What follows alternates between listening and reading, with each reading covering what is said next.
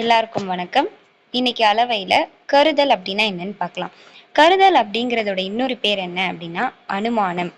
ஒன்றை யூகித்து அறிவது, அதாவது ஒரு விஷயத்தை பத்தி நம்ம மனசுல நினைப்பதுன்னு சொல்லலாம். அதை தான் கருதல், அதாவது ஊகித்து அறிதல்.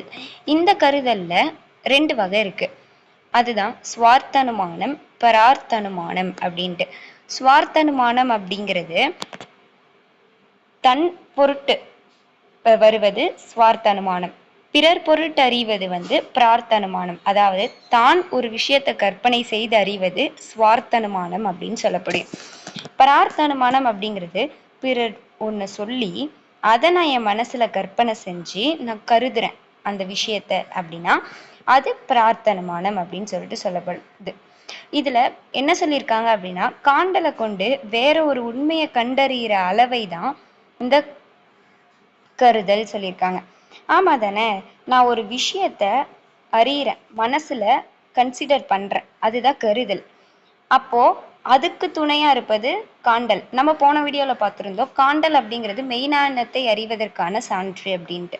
இப்ப நான் இந்த உலகத்தை பார்க்கிறேன், இந்த உலகத்தை பார்த்து அப்ப இந்த உலகத்தை படைச்சது யாரு அப்படிங்கிற ஒரு விஷயத்த நான் மனசுல கருதுறேன். சோ காண்டலை கொண்டு ஒரு உண்மை, அதாவது அந்த மெய்ஞானத்தை அறியறதுக்கு உதவுற ஒரு அளவை தான் இந்த கருதல் சொல்லியிருக்காங்க. இப்ப எல்லாத்துக்குமே நமக்கு ஒரு துணை இருக்கு.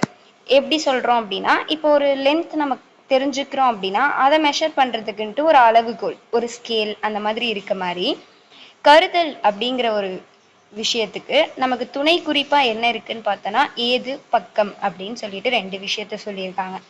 ஏது அப்படின்னா என்னன்னா அறிவதற்கான காரணம். இப்ப நான் ஒரு விஷயத்த கருதுறேன் அப்படின்னா, கருதல் அளவையை கொண்டு நான் அறியிறேன் அப்படின்னா அதற்கு என்ன காரணம், அதற்கு என்ன குறிப்பு அப்படிங்கிறது தான் ஏது. இப்ப நான் உங்களுக்கு நடத்தும் போது இது புரியும். இதுலயே 3 வகைகள் இருக்கு. இயல்பேது, காரியவேது, அனுபலத்தி ஏதுன்ட்டு. இயல்பேது அப்படின்னா என்ன அப்படின்னா, இப்போ மா அப்படிங்கிற சொல் எடுத்துக்கிட்டோம் அப்படின்னா மரம் அப்படின்னாலும் மாதான். மா அப்படின்னா வண்டு அதையும் குறிக்குது, அதே மானா குதிரை அப்படின்னும் குறிக்குது. அந்த மாங்கிற ஒரு சொல்லுக்கு 3 பொருள் இருக்குது. ஆனா மா பூத்தது அப்படின்னு சொல்லிட்டு பார்த்தோம்னா, பூத்ததுங்கிற வார்த்தை மரத்தை தான் குறிக்கும், மரத்துல பூ பூக்கிறத தான் குறிக்குமே தவிர்த்து குதிரையை பூத்ததுன்னு நம்ம சொல்ல மாட்டோம், வண்டு பூத்தது அப்படின்னும் நம்ம சொல்ல மாட்டோம். ஸோ இதுதான் இயல்பேது அப்படின்னு சொல்லிட்டு சொல்றாங்க, இயல்பான ஒன்றை கருதுவது. காரியவேது அப்படிங்கிறது ஒரு காரியத்தை வச்சு அதற்கான காரணத்தை நம்ம கண்டுபிடிக்கிறது. ஸோ இது எக்ஸாம்பிள் நான் என்ன சொல்லலாம் அப்படின்னு பார்த்தீங்கன்னா, புகையை கண்டு நெருப்பு உள்ளது என்று அறிவது. அப்ப காரணம் அப்படிங்கிறது நெருப்பு, அந்த நெருப்புனால தான் புகை வருது, அப்ப அது காரியம், ரியாக்ஷன். ஸோ அந்த புகையை வச்சு அந்த நெருப்பை நம்ம கருதுறது. இதை நம்ம மெடிக்கலா எப்படி சொல்லலாம் அப்படின்னா, உடல் வெப்பமா இருக்கு அப்போ அவங்களுக்கு ஃபீவர் அப்படிங்கிற மாதிரி நம்ம ரிலேட் பண்ணிக்கலாம். இந்த காரிய வேதுவை பார்த்தோம் அப்படின்னா உபலத்தி ஏது அப்படின்னு சொல்றாங்க. அனுபலத்தி ஏது அப்படின்னா என்ன அப்படின்னா, இது இன்மை போன்றதுன்னு சொல்லியிருக்காங்க. இன்மைனா என்னது, ஒண்ணு இல்லை அதனால அப்ப இதுவும் இல்லை. நம்ம மேல சொன்ன எக்ஸாம்பிளே இங்கேயோ எடுத்துக்கலாம். அங்க என்ன பார்த்தோம்னா, காரியத்தை கொண்டு காரணத்தை அறிவது, அதாவது புகையை வச்சு நான் நெருப்பை கண்டுபிடிச்சேன், இங்க புகை இல்லை அதனால நெருப்பு இல்லை அப்படின்னு சொல்றது அனுபலத்தி ஏது. ஒன்றின் இன்மையால் மற்றொன்று இல்லை என உணர்வது. எப்படி சொல்லலாம் அப்படின்னா, அந்த பர்சனோட கண்ணுலையோ இல்லை அந்த பர்சனோட யூரின் டெஸ்ட்ல மஞ்சக்காமாலைக்கான சிம்டம்ஸ் இல்லாத போது, எல்லோயிஷ் டிஸ்கலரேஷன் இல்லாத போது அப்ப அந்த பர்சனுக்கு ஜாண்டிஸ் இல்லை அப்படின்னு சொல்லிட்டு நம்ம சொல்லலாம்ல.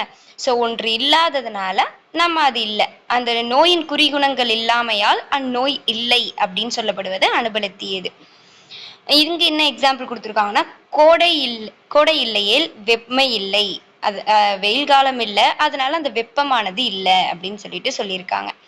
நெக்ஸ்ட் நம்ம பார்த்தோம்ல பக்கம் ஏதுன்ட்டு. இப்ப நான் ஏதுவோட டைப்ஸ் தான் உங்களுக்கு சொன்னேன். இப்ப நம்ம பக்கம்னா என்னன்னு பார்க்கலாம். பக்கம் அப்படின்னா என்னன்னா, இப்ப ஒரு பொருள் இருக்கு அப்படின்னா அந்த பொருளை பத்தி ஒரு டீட்டெயில்ஸ் தான் நம்ம பக்கம் அப்படின்னு சொல்லிட்டு சொல்லுவோம். அதோடைய குணம், அதோடைய பெயர், இந்த மாதிரியான அதோட கேரக்டரிஸ்டிக் ஃபீச்சர்ஸ்.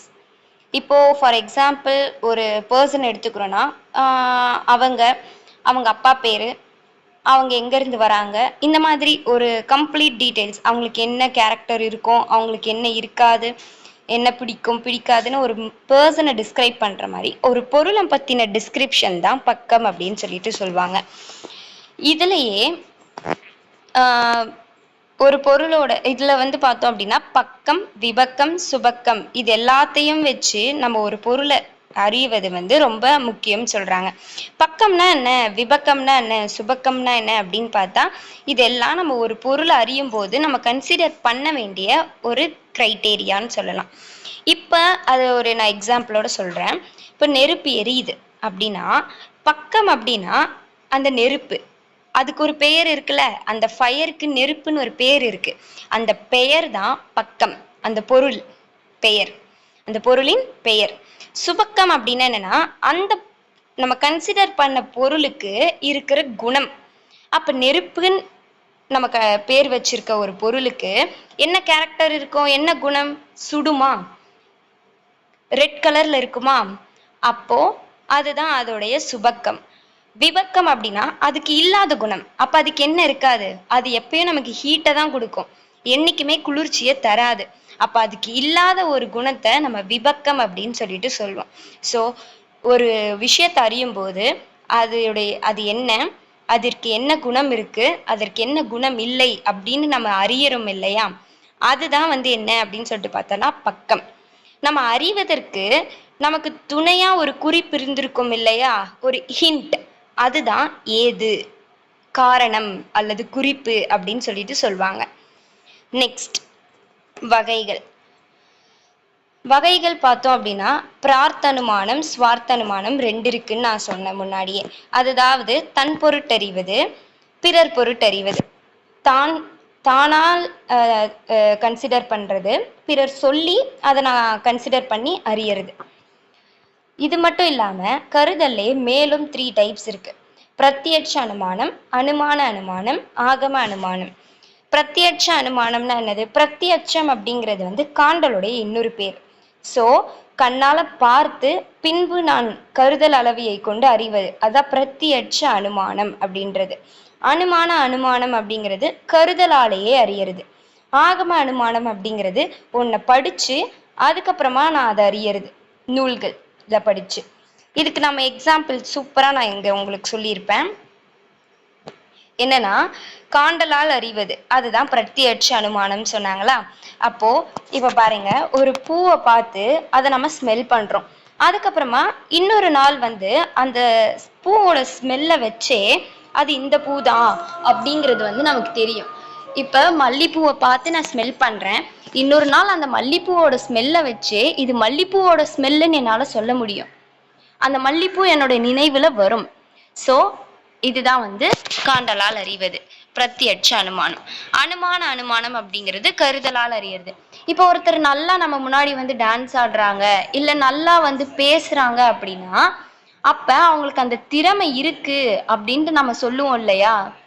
இப்போ ஒருத்தவங்க நல்லா வந்து எக்ஸ்பிளைன் பண்றாங்க அப்படின்னா அப்ப அவங்க நல்லா படிச்சிருப்பாங்க போல அப்படின்னு நம்ம நினைப்போம் இல்லையா. ஸோ அந்த மாதிரி தான் கருதலால் அறிவது. சாரி, அதுதான் வந்து என்னன்னா அனுமான அனுமானம். ஆகம அனுமானம் அப்படிங்கிறது உரையினால் அறிவது. இப்ப ஒருத்தருக்கு வர நல்லதோ கெட்டதோ அவங்களாம் முன் பிறவியில செஞ்ச அவங்களோட கர்ம வினைகளை பொறுத்து அப்படின்னு சொல்லிட்டு உரைகள்ல கூறியிருக்காங்கல்ல. அப்ப அதை நம்ம படிச்சு நம்ம தெரிஞ்சுக்கிறோம். இதையும் சொல்லலாம், திருமூலர் வந்து 10 இடத்துல நாடி பார்க்கணும் அப்படின்னு சொல்லிட்டு, நாடி பார்க்கும் இடங்கள் அப்படின்னு சொல்லிட்டு சொல்லியிருப்பார். அப்ப அத இந்த இடத்துலதான் பார்க்கணும் நம்ம எப்படி தெரிஞ்சுக்கிட்டோம், படிச்சுதானே தெரிஞ்சுக்கிட்டோம் திருமூலரோட எழுதியத. அப்ப அந்த மாதிரி உரையில படிச்சு தெரிஞ்சுக்கிறது கருதல் அளவை வந்து என்ன அப்படின்னா ஆகம அனுமானம் அப்படின்னு சொல்லிட்டு சொல்லுவாங்க.